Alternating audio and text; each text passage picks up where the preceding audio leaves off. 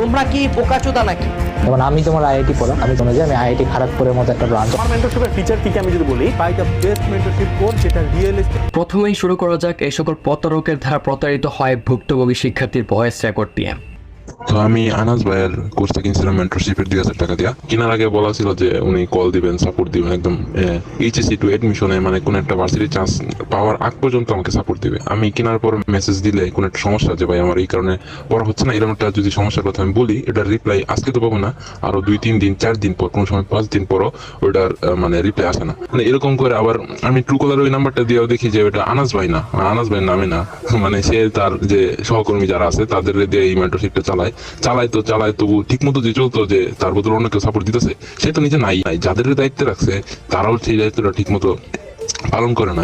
এটা থেকে কি বুঝতে পারলেন? কেউ 2,000-2,500 টাকা দিয়ে একটা মেন্টরশিপ কোর্স কিনবে এবং আলটিমেটলি যার কোর্সটা